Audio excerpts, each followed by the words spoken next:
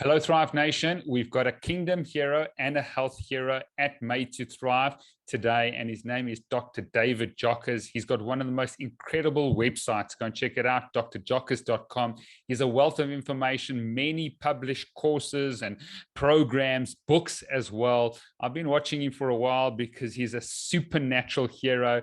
Our faiths are similar, and it's just such a privilege to have Dr. Jockers on the show. So welcome to the Made to Thrive show. Well, thank you, Steve. Appreciate it. It's an honor. Brilliant. I want to jump in and talk about what's exciting you with regards to health presently and what's exciting you with regards to the future of health. Well, there's a lot of things. So right now, I've been doing more study on inflammation. I'm actually putting together something called the Chronic Inflammation Summit that I'm launching here soon, interviewing some of the top doctors and experts in the world when it comes to inflammation. So I'm excited to, get that information out. And, I'm also doing some study on genetics and epigenetics, right? Looking at some different genes and how they impact us, right? And so this is kind of something that's been out there. And I finally am kind of taking the time to start to learn some of that. And I think it's, there's a lot of exciting stuff as far as that goes. But, really when it comes to health, it really comes down to the basics. You got to really prioritize good thinking. That's so important. Keeping your stress levels under control. I'm a believer. So I really believe, we got to see ourselves the way God sees us, as overcomers in life and not as victims. And I think in our society, so often people kind of fall in this trap of seeing themselves as a victim or somebody that just can't, maybe they identify with their illness or their condition or whatever it is that's challenging them. I think that's so important. And then of course we got to fuel our body properly, and really trying to look at like kind of what our ancestors did, more so, and trying to, eat right, obviously exercise, moving our bodies well, kind of taking an ancestral health approach, trying to keep blue light out of your home late at night, and really trying to prepare for the best quality deep sleep. So I think if you can do those things, it's going to give you the best chance to really heal and thrive in life. And so, yeah. Brilliant. There's a lot there, and we can sort of just go through the details because Dr. Jockers is a doctor of natural medicine. He's a chiropractic physician. He's a functional nutritionist. And I think let's start with the mind and the emotions about self-awareness and your identity and how important that is from an emotional and mental health.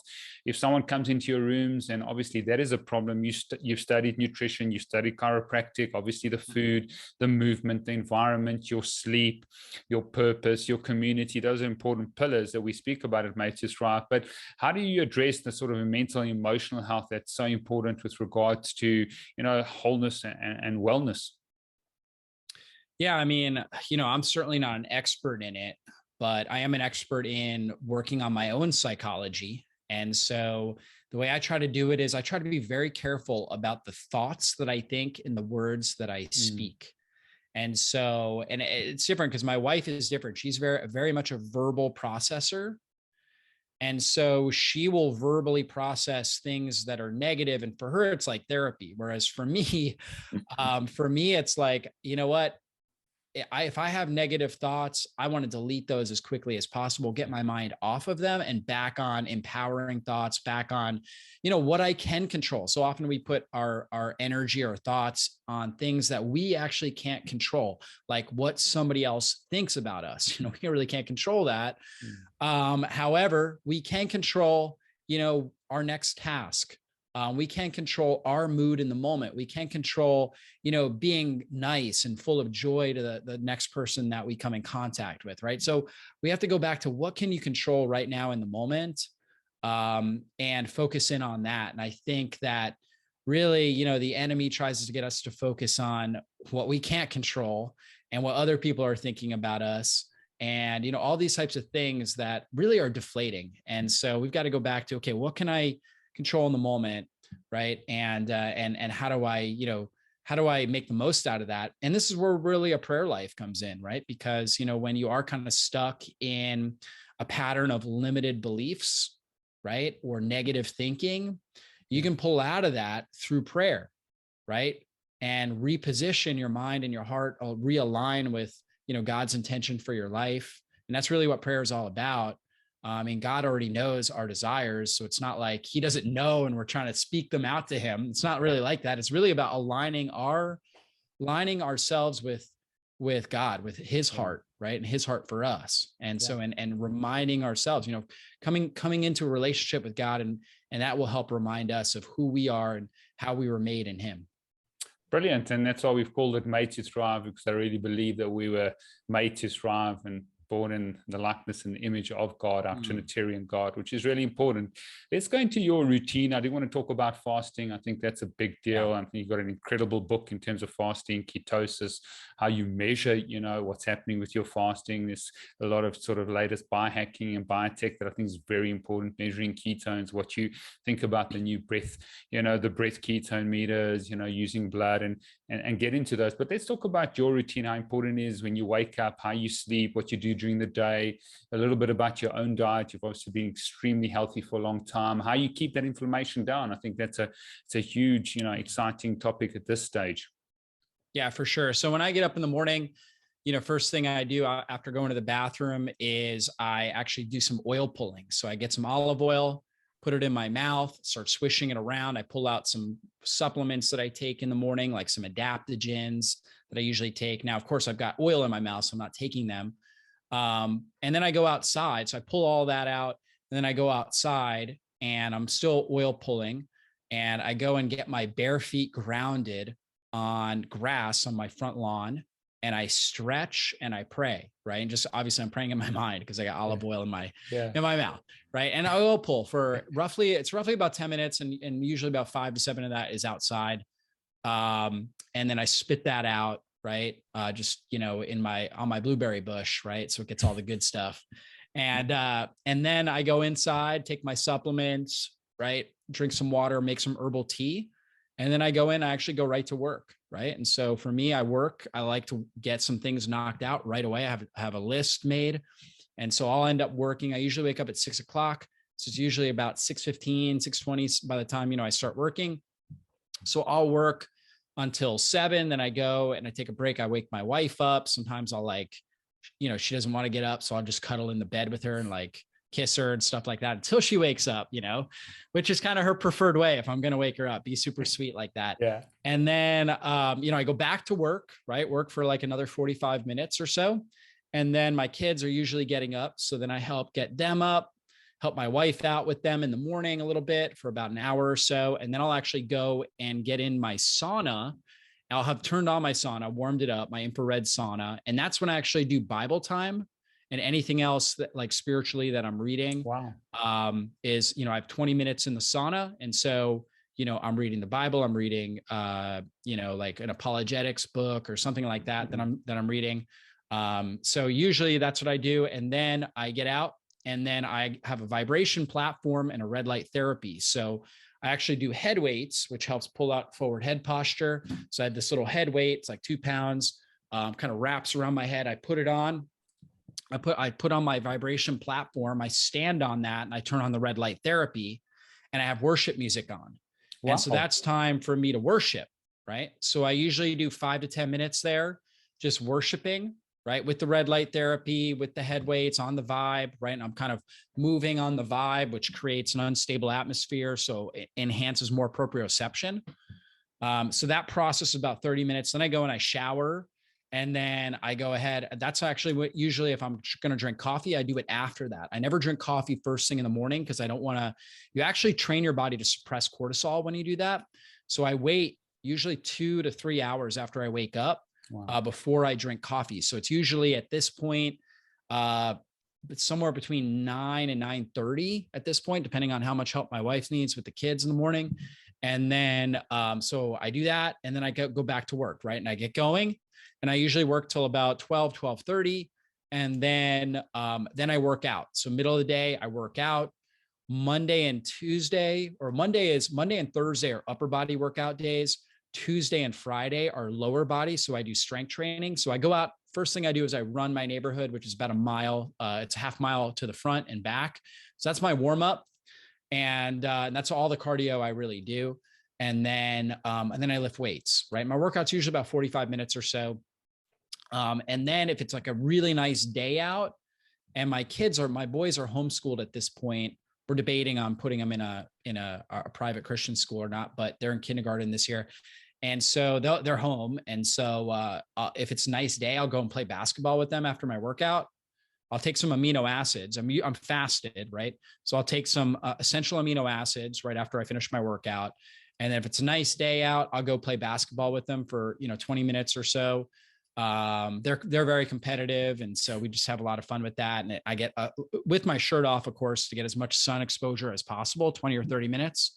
And then let's see, then after that, I eat lunch. So usually my lunch is actually pretty big. I'll make a protein shake with avocado in it, some grass-fed whey protein, some collagen or bone broth protein in there, berries, frozen berries, coconut milk or raw grass-fed milk that we get from our local farmer, or a combination. I'll put C8 MCT oil in there as well to turn up the ketones.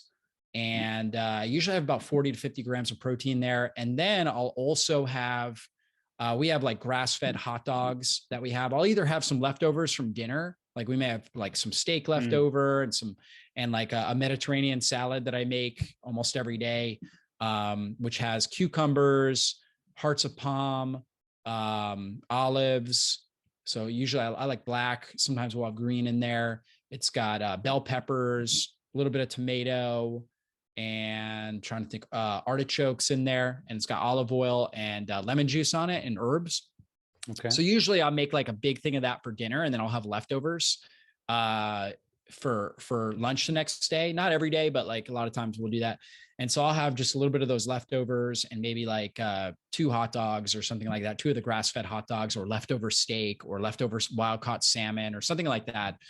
And so that's usually my lunch, maybe a little bit of dark chocolate with that. I might have like a little piece of dark chocolate. Brilliant. And then, yep. I'm going to stop you there, Dr. Jockers. I think I'm just going through my whole day. Yeah. I'm going to stop you there because it's important. So you go in a fasted state, you're basically fasting. Yep. You then are going to be, is there a reason why you want to use this head weight? Is it something like Halo, to try and keep the cervical lordosis? Because there's a lot of straight spines from putting the head forward. What is the main reason for the head weight? That's a great question. So the head weight, basically, like, think about it. If you put a backpack on your back, you don't end up like going backwards, right? Your body compensates by actually moving forward. So if you see a kid with a heavy backpack, right, and this is actually important. If you have kids and they wear backpacks to school, the backpack should never be more than 10% of their body weight. Otherwise, it's going to really cause them to go into a kyphotic state, or kind of a forward posture.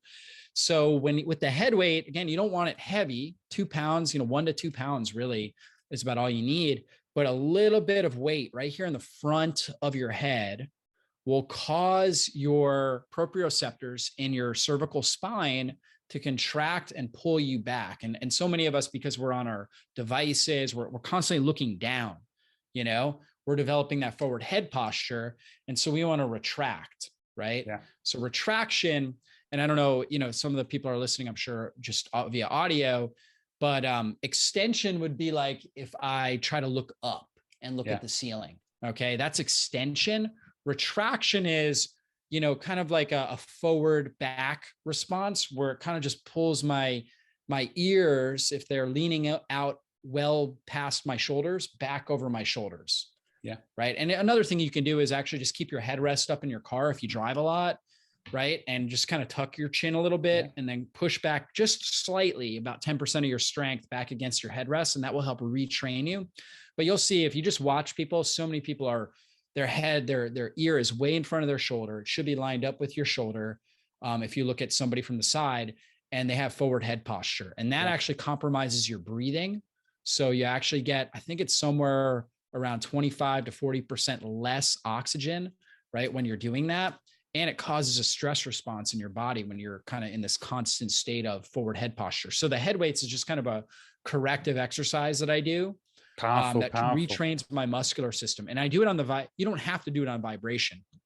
You can do it. When I was in chiropractic practice, this is something I had, almost all of my clients doing. And most of them didn't have vibration platforms at home.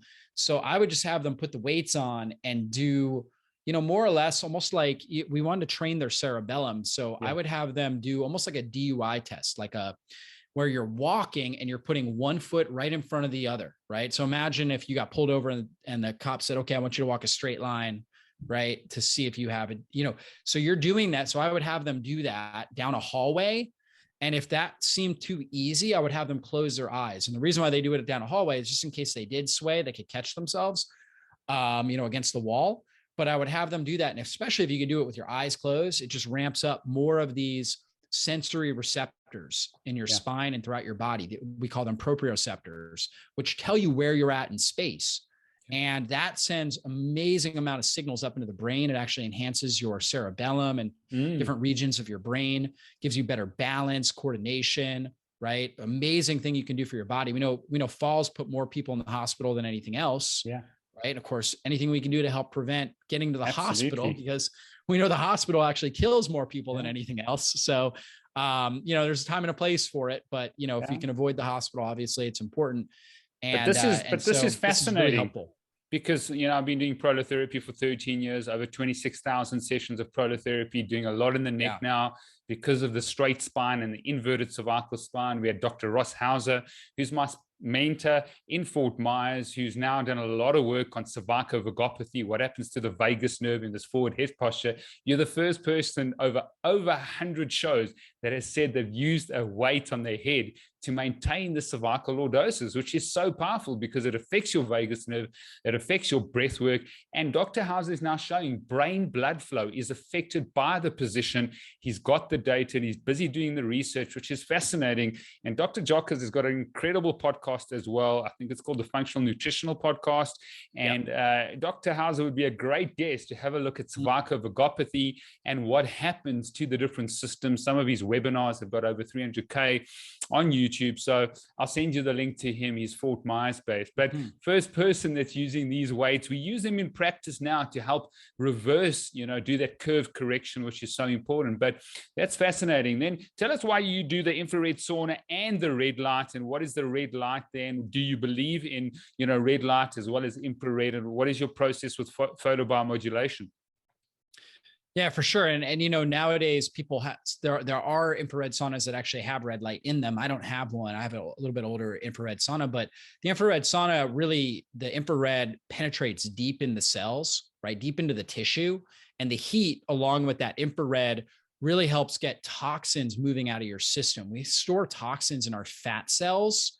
So if we have toxicity in our body, we want to mobilize it and get it out of the body, out of the system. And your body will eliminate it through your urine, your feces, your sweat, and your respiration. But if it's kind of stuck, clogged into your fat cells, you're not going to release it. So the infrared really helps with that. Also, infrared really activates these heat shock, and just being in heat activates these heat shock proteins, which stimulate higher and deeper levels of autophagy, which is your body's own kind of innate ability to take damaged proteins, and all of us have damaged proteins within our cells, and break them down, and then take the components and create new, healthier proteins, new, healthier mitochondria, new, healthier, structures within our cell. So we're literally rebuilding and recycling ourselves from the inside out. And the sauna really helps with that.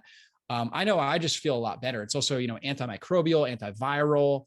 Like if I ever have a, viral issue, if I'm feeling under the weather, I'll get in my sauna 3 or 4 times during that day, right? To just kind of activate those heat shock proteins, activate autophagy, and to inhibit, replication of the virus, or, if I ate something bad and, I've got a bacteria or parasites or something like that, the heat and the infrared can really, really be helpful there. So I do that. And then, the red light therapy is more of mitochondrial reconditioning and circadian rhythm conditioning. So it's not going to penetrate super deep, but it gets on your skin, right? And it gets through your skin. And it's not like, I wouldn't say that it's going to get into your viscera and your major organs, whereas kind of the infrared sauna, if you're in there long enough, is going to have more of an effect there. But the red light itself is very anti-inflammatory and healing for your skin, It's actually really good for your eyes, even though like it's very bright, and they give you, when you buy one of these things, they actually give you goggles, kind of like tanning bed goggles that you would wear to protect. But actually, believe it or not, I don't look directly at it. I just kind of look like off, slightly off to the distance, but it actually can be very healing for your eyes. And red light, is basically, and infrared, they're both frequencies of light that come from the sun. And so you'll see a lot of red light at sunrise and sunset.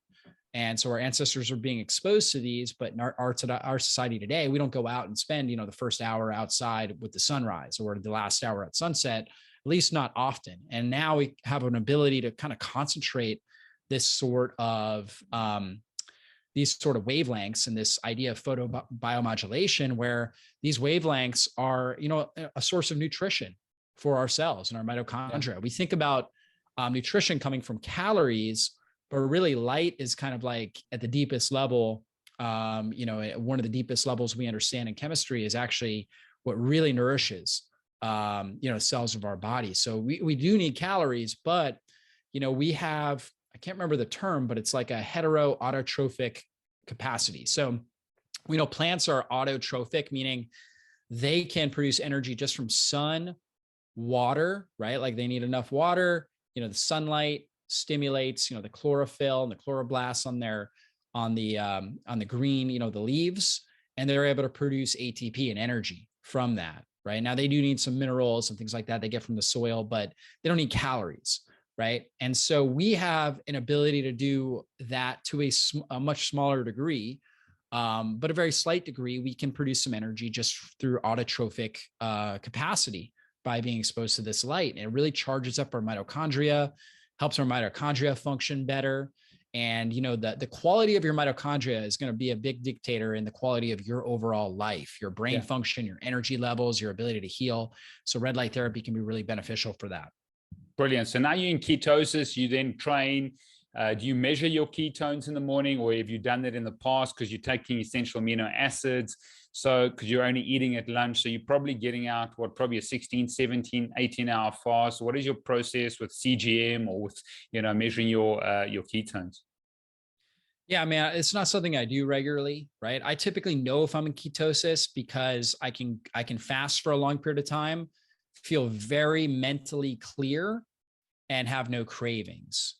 Okay. And usually I don't actually get hungry until I start eating. Okay. And that's actually a sign, right? If you're able to do that, if you're able to fast, like, right now, actually on Wednesdays, I only eat one meal, I eat lunch. And so right now we're doing this interview, it's Thursday morning, and I've been fasting for 22 hours at this point. Wow. And I feel great. Like I'm not hungry at all, no cravings, feel great. After this, about 12:30 today, I'm going to work out. Okay. And so, I'll work out 23, 24 hours fasted, and I'll feel great, and I won't even be hungry right after I work out, which is surprising. Most people think you must be starving after doing a 24-hour fast and then working out right at the end at a high intensity. And I actually feel amazing during the workout. I actually feel it's one of my best workouts of the week is 24-hour fasted workout. And I won't even be hungry after the workout, like right after the workout. Now I will eat because I want to fuel my body at that point. However, I could probably go an hour or two without actually feeling real hunger after the workout. And that's a sign that, again, my body's utilizing these ketones as an energy source, suppressing, the desire for hunger, suppressing cravings, all that kind of stuff. And I feel very, very mentally clear, able to focus. So that's pretty much how I do it. I really don't test. I have done CGM a little bit, believe it or not, I usually have like my blood sugar is usually in the 90s, which it's like, that seems high. Right. And I think it's just because, I'm active, I'm moving around throughout the day, even though I, work at a desk, I'm going back and forth, and my body, for whatever reason, it tends to, I'm very, very lean. So it keeps that blood glucose, ready to go. Right.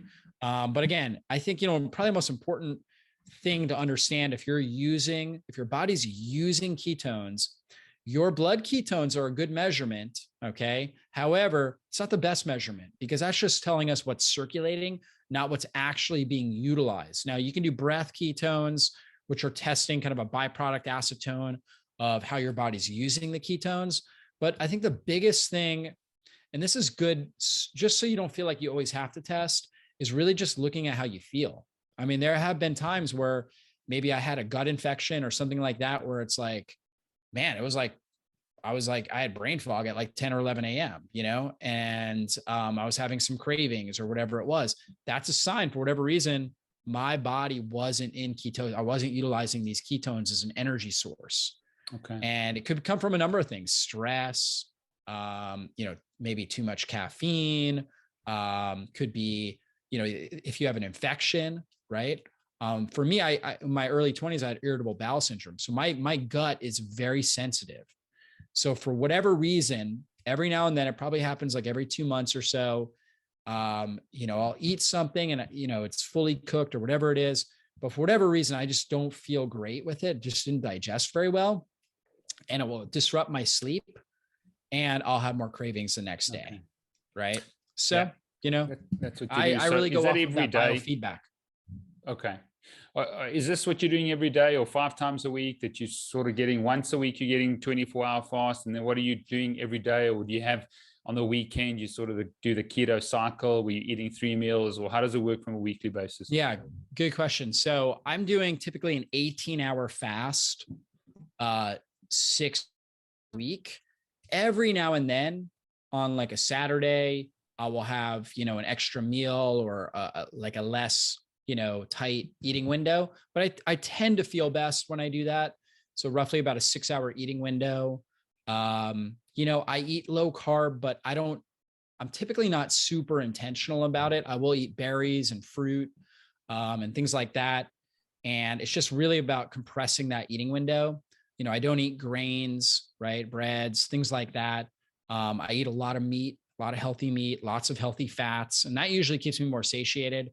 I would say the one meal that I'll have that is higher carb, and we'll have this probably every 2 weeks, and usually on a Saturday night. It's a brand called Against the Grains Pizza. Okay. And, it tends to be lower carb. It's, got cauliflower in it, but it also has cassava, which of course is, higher carbohydrate. And we just love it. Our family loves it. So we put pepperoni on it, turkey pepperoni. We'll put olives, onions, peppers, things like that, cook that up, and I'll eat a bunch of it. Right. Okay. And that's kind of more of my feasting. That's like my feasting day. And so other than that, I'm typically eating a lot of higher protein foods, healthy fats, lots of vegetables, things like that. Brilliant. Let's continue with your day. You've had lunch. Yeah. I assume where you can, I mean, this is a common question. We get it, mate, you throughout to eat organic vegetables and organic produce. Yep. But if someone can't do that, do they avoid the gluten? They avoid the grains? They avoid, obviously, those refined carbohydrates and those starches? Is that what you recommend if they can't afford, the organic vegetables?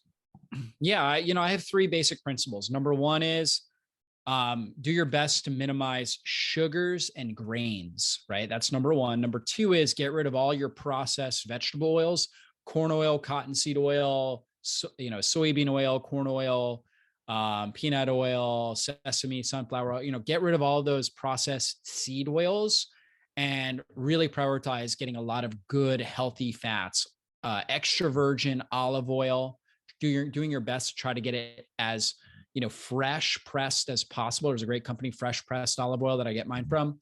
So it has the most polyphenols in it.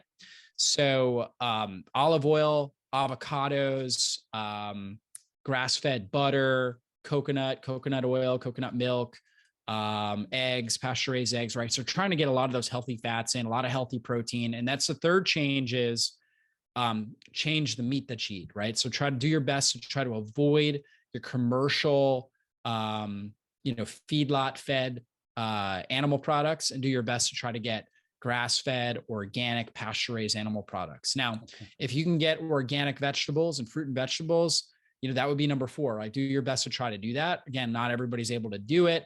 But those other 3, I think, are more important, right, than doing that. Okay. And then if you can't get organic, try to think about if you're going to eat the outer layer or not. Now, any sort of pesticide or herbicide will penetrate the whole plant and get into even the inside, but you're going to have the most concentrated amounts of chemicals on the outer region. So like you think about like an avocado, you're going to peel that. You're not eating that outer rind. Yeah. So not as important to get that organic. Onions, right? Garlic, those are kind of like natural, antimicrobials, right? In fact, if you plant onions or garlic in a garden with tomatoes, it actually reduces the amount of pests that get to the tomatoes because they're natural antimicrobials. Now they do get like fungus and stuff like that. So some of them can be sprayed, but again, you're peeling a lot of the outer layers. So not as important. Whereas like berries or cucumbers or celery or something like that, where you're going to eat the outer layer, much more important to get organic if possible. And if not, you can kind of try to clean them off with like vinegar and water. There's like fruit and veggie sprays and stuff like that that you can use as well. Brilliant. So tell us about your afternoon and your evening program and how that goes. Yeah. So, after I eat lunch, I will usually take like a power nap, 10, 15 minutes. I would say probably 3 to 4 of the weekdays. I'm able to do that. Sometimes I'm not, but I tend to function better in the afternoons. It's usually very short, 10 or 15 minutes. If I got a lot of good sunshine that day, like played with my kids or was outside playing, a little bit, then, usually I'll just go to a bed and lay down. Otherwise, I actually have a vitamin D tanning bed that I'll do like 10 minutes in. And so I try to make sure that I'm getting either sun, right, or that vitamin D tanning bed on most days, on like my whole body, as much of my body as possible. And it's not enough to like burn me. It does help me kind of keep like a little bit of a tan. But it's also just, I just really seem to thrive with the UVB rays. And so it's not as good as the sun, but it's secondary to it. So anyways, I'll do that. And then usually I'll have like a big drink with magnesium in it, stuff like that. That'll help me move my bowels. I'll go to the bathroom and then ready to get back to work. Right. So, and then usually, it's usually about, 2:30 or so.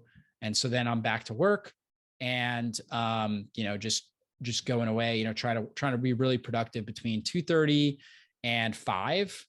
And, I finish up, I'm always done by 5, usually about 4:45. I just kind of wrap up whatever I'm doing. And I just kind of plan for the next day, what I need to get done, look at my schedule, things like that. What do I need to get done? So I have a game plan and I just write it all out. I'm still a big fan of writing things. So like I have a sheet right here where it's like, okay, these things, need to get done, and I'm just crossing them out. So I plan for the next day, and then by 5 I'm done. And then I'm helping my wife with the kids, making dinner. I make dinner a lot of times. Sometimes she does. But we have 4 young children. So I'm playing with them. I coach my boys in soccer. So we have soccer practice tonight. So, we're doing whatever we have to do there. And then usually the kids are in bed by 8:30, somewhere in that range. Okay. And then my wife and I, of course we had dinner in that span, we played. We usually try to go for, if we don't have like a sport practice or something like that, we will go out for a family walk if it's nice, and do a family walk. And my boys are really competitive. So they'll run and they'll try to, we'll play a game when we're doing it. Yeah. And so they'll do kind of some sprint walks. In fact, last night, it's funny because my wife had a Bible study that she's in, and I took our kids out on a golf cart. And so I'm training them, for soccer and everything. We're in season right now. So I had them do sprints, right? And I'm riding on the golf cart because I just ate dinner.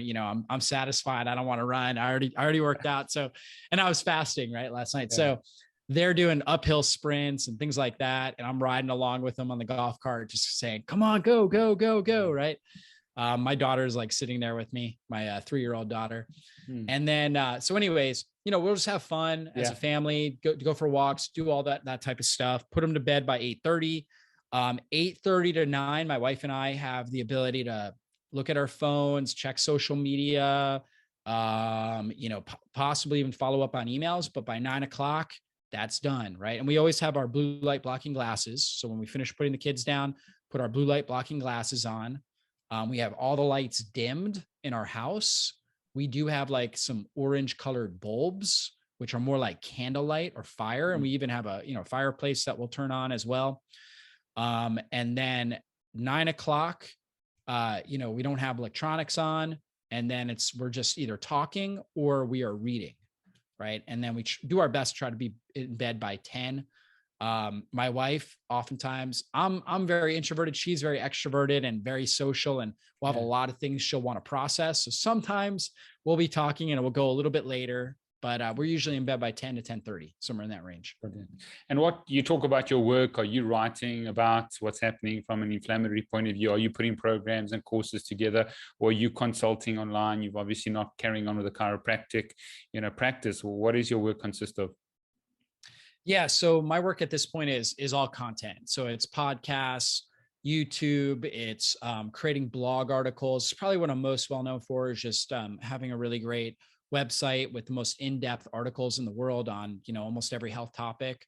So working on those with my team and, doing interviews like this and, just all the little kind of fine tuning things that go on with that, social media, stuff like that. Hmm. Brilliant. Yep. Let's talk a little bit about, sustainable transformation as we come to the end. We've got a couple of minutes.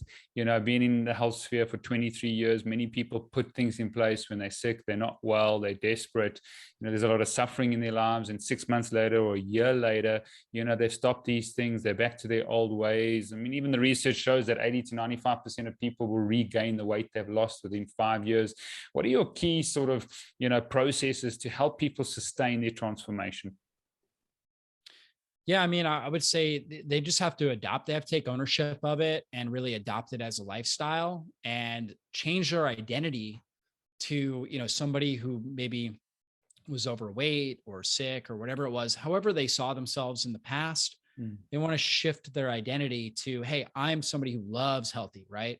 Like I'm somebody who never misses a workout. I'm somebody who, is in my sauna every day. I read the Bible like you start speaking these things over yourself. Like if you were to say every day, multiple times a day, look, I never miss a workout. Okay. Then when the time comes, even though it's like kind of like a fake it till you make it. Yeah. The time comes where it's like, oh, you're got a busy day or whatever it is. You know what? You keep telling yourself that, and you'll in your mind, you're thinking, I have to get this workout in. Right.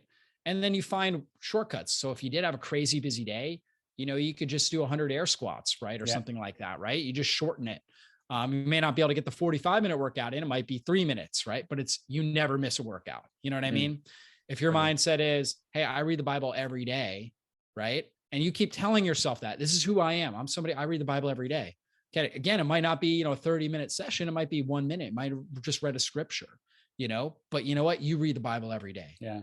I eat healthy, I'm a healthy eater, right? And you just keep telling yourself that. You keep creating that identity, and your subconscious, your intuition will actually start to shift and change and move you in that direction to where if a day is going on and you didn't get your workout in, your mind is going to say, hey, look, stop. We got 2 minutes here. Let's get a workout in, And so it's really about identity shift and, seeing yourself as this sort of, living this sort of lifestyle, identifying with it, and then creating the habits for success. Brilliant. Now, obviously, with the pandemic, give us a message of hope. There's a lot of people, people are getting sicker. 25% of Americans have an autoimmune disorder. That's 80 million Americans. The CDC, even before COVID, said that longevity had reduced by 2-3 years. Are we, as we educate you, educating, you've got a podcast, your YouTube channel, which is very successful, your website. Give us a message of hope. Are we going to be able to change sort of this, exponential curve with regards to sickness and disease? Yeah, absolutely. I think, it all starts with us and the people that are listening to this. Romans 12:1-2 says, offer your bodies as a living sacrifice, holy and pleasing to the Lord, for that is your true and proper form of worship. So, when you are making healthy choices, you want to look at it as, hey, I am offering my body, as a living sacrifice, or I'm not doing what's easiest and most pleasing, because Romans 12:2 says, do not conform to the patterns of this world. And what are the patterns of this world, right? When it comes to health, it's do what's easiest and most pleasing, right? Get hyper palatable foods. Don't move your body. Just sit there and watch Netflix all day. Complain about life. These are all like very easy things. It doesn't take much effort to do these things.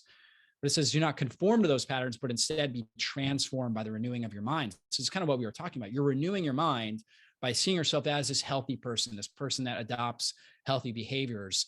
And so if we're doing that, we can model that to others. right? And I think that's really, I mean, just like, you know, the best form of evangelism and showing people the love of Christ is really just being a loving person, right? Being a high energy, being a light, right? Being somebody who's excited, passionate about life, excited to wake up every day, you know, and when you start adopting these behaviors, that's going to naturally be who you become. And you know, that is kind of your form of encouraging and you know, inspiring other people. They're going to see the transformation in you, and the right people, not everybody, you know, some people may be critics, but the right people will say, you know what, I want whatever you're doing, you know, I want to be a part of that. I want to know what you're doing. Right. And I mean, for people like you and I, Steve, I mean, honestly, that's really how I got into health. Was I found, you know, I just started enjoying eating healthier foods and exercising and stuff like that. And it was like, I just love this. And people started asking me questions, and I became a personal trainer because I'm like, well, I already love this. People are already asking me questions. I'm going to do this, you know? And then next thing I know, you know, kind of going down that road, I become a doctor. Right. And I'm, you know, been helping people all around the world. And it really just came from my own seeing it happen with me and having my own life transformed, my own mind renewed, and then, you know, being able to be an example and be an encourager of others. And so that's what I would say. The more that we're able to live it and encourage others, the more we're going to help shift the world.